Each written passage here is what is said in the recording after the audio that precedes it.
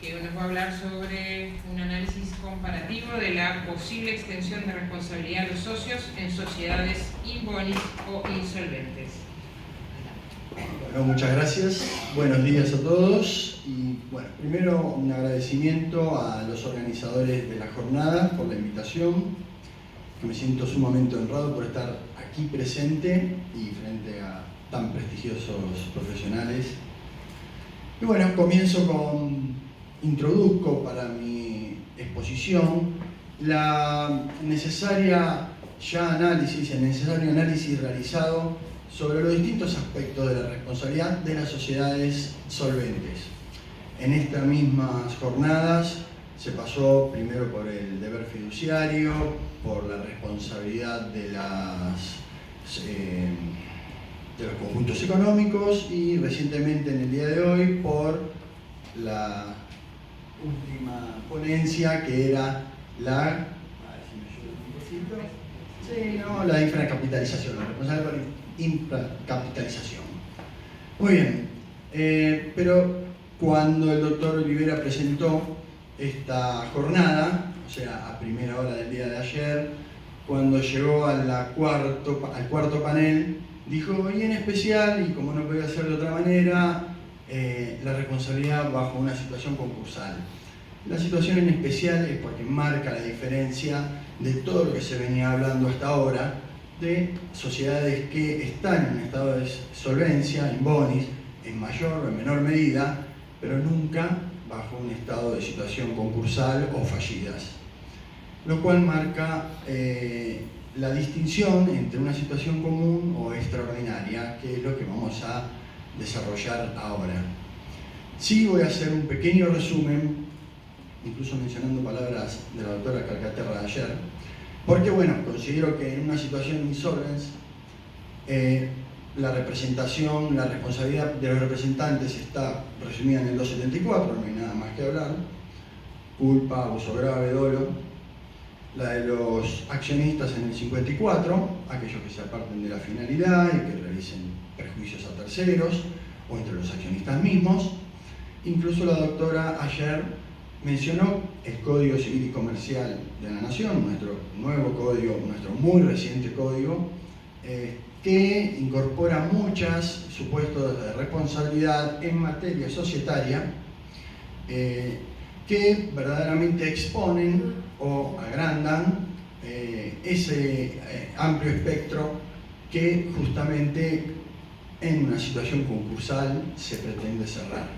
Pero bueno, el 144 del Código Civil está resumiendo la responsabilidad de directores y de accionistas, porque en realidad habla del fraude a la sociedad, el fraude por violación a la ley, al estatuto o reglamento, por apartamiento de la finalidad para la cual fue constituida la sociedad por cualquier miembro que la integre, en causa de cualquier título. Después volveremos sobre el Código Civil, voy a volver sobre el Código Civil hacia el final, pero es considero importante ver cómo, en principio, el Código, recientemente, 2016, pretende, de una manera, como una consecuencia de la evolución de la jurisprudencia, porque en realidad ese artículo 144 es casi un calco de un fallo jurisprudencial de la excelentísima Cámara Comercial de la Ciudad de Buenos Aires. Sin embargo, por otro lado, tenemos lo que estamos hablando ahora y pretendo desarrollar, que es cómo se traspasa cuando se está pasando de una sociedad in bonis a una sociedad fallida. La misma ley de sociedades, entre las acciones sociales y las acciones individuales, prevé la posibilidad de que las acciones de responsabilidad en caso de concurso sean llevadas a cabo por el síndico.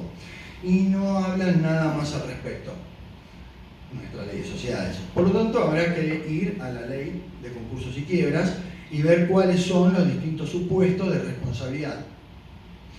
Si vamos a hablar de representantes, tenemos que referir el 173.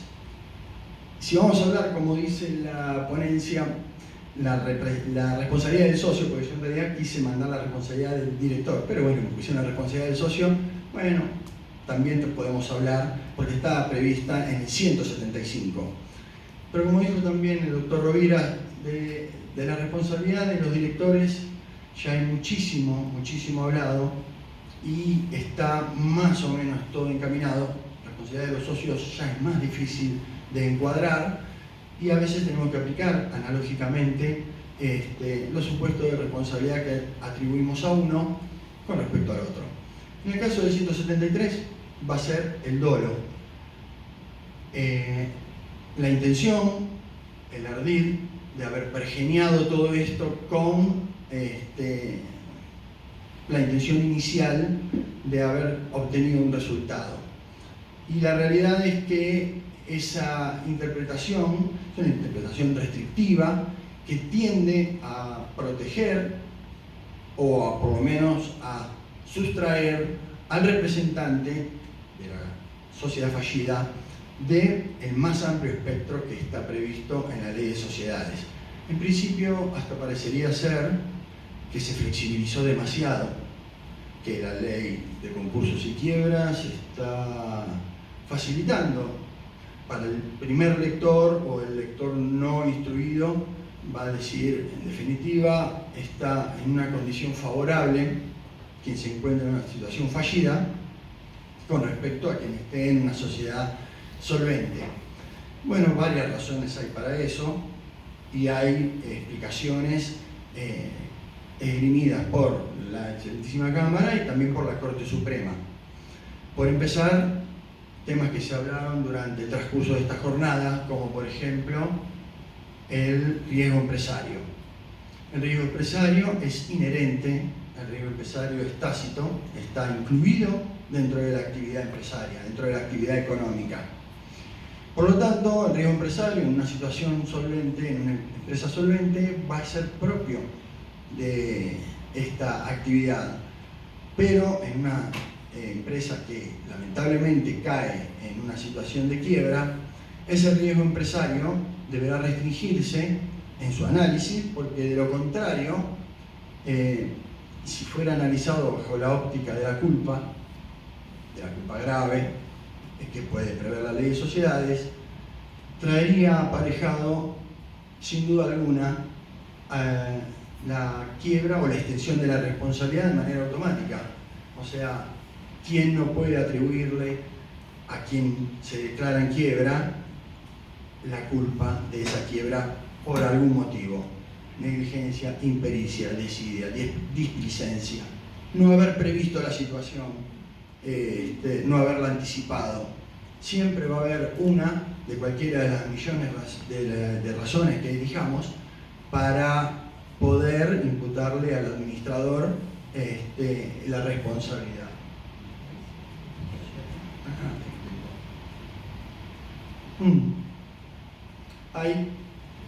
No obstante eso, hay criterios amplios de interpretación, aún dentro de la ley de quiebras. Es decir, provienen de la ley 19.551, de la antecesora, que era mucho más rígida, y el 160 o el 161 de aquella ley hablaba del dolo y también hablaba de la violación a normas inderogables. Y autores como Quintana, como Alberti, habían elaborado una teoría amplia donde encuadraban la responsabilidad de los directores de manera dentro de la culpa grave en base a esto de la violación a normas inderogables. O sea, no se metían con el dolo, que estaba expresamente dispuesto, pero sí sobre la cuestión de las normas inderogables. Otros autores como Reutemann restringían y decían que no, que en definitiva las normas inderogables eran normas de orden público o normas imperativas y que por lo tanto la culpa grave, que vendría a ser la atribución de responsabilidad menor en relación al dolo, no podía alcanzarla o superarla en cuanto a la factibilidad de que se pudiera violentar la misma. Por lo tanto, ya en la ley 19.551 había un dejo de responsabilidad amplia, siempre hablando ya en el ámbito del concurso y la quiebra, específicamente de la quiebra. El concurso no tiene ninguno de estos efectos, Y algo puede haberse traspolado a nuestra actual 24522, que flexibilizó bastante. O sea, yo escuchaba a mis colegas uruguayos y me llamaba mucho la atención lo rígida que es la ley que tienen ustedes. Nosotros quitamos, y cuando se quitó se produjo mucho debate, el tema de la calificación de conducta, y junto con ello también se despejó la duda en cuanto a la 19.551, esto del dolo y la violación a normas interrogables. Infracción, decía la 19.551. Bueno, ya está. La 24.522 no deja lugar a dudas. Es solamente el dolo quien debe, el factor de atribución que debe aplicarse para el caso del empresario o la persona humana fallida. Pero lo que en principio aparecería como una especie de flexibilización en demasía, quizás, porque estoy sustrayendo al fallido de su fuero natural o de su ámbito natural, que es las sociedades, en el caso de que estemos hablando de sociedades, no de personas humanas, tiene su contrarrespuesta o su contraposición en el Código Civil, en el nuevo Código Civil Comercial. Por eso dije que iba a volver sobre este tema. También en palabras del doctor Rovira ayer, cuando la doctora Calcaterra habló del dolo, mencionó como factor de atribución la culpa y, dentro del mismo artículo, el 1724, y el dolo. Y el doctor Rovira agregó que se agrega a continuación un supuesto interesante seguido del dolo, o sea que si hacemos una interpretación contextual tenemos que asimilarlo al mismo, no como dolo eventual, ya explicaré por qué, pero sí como un supuesto que acompaña, flexibiliza al dolo, es la manifiesta indiferencia por los intereses ajenos. O sea, este supuesto, este artículo, en mi opinión, todavía no ha generado mucha jurisprudencia. Todavía el código todo no ha generado mucha jurisprudencia, y la que se generará será lenta y confluirá en puntos acordes y armoniosos con el paso del tiempo. Pero este artículo sí que abre un abanico donde se va a permitir, donde esa flexibilidad que en un principio podría ser chocante para el lector, le vuelvo a repetir, para la persona no instruida que ve en el 173 una mano concursal que le va a permitir sustraerse de las responsabilidades, este artículo puede llegar a hacer que se pueda alcanzar la responsabilidad de aquellas personas que, aún en un estado de quiebra, obraron con, llamémosle, culpa grave, o llamémosle como específicamente lo dice el código, con una manifiesta indiferencia por los intereses ajenos. Entendiéndose esta vez por intereses ajenos, los accionistas o los terceros. Bueno, eso es todo.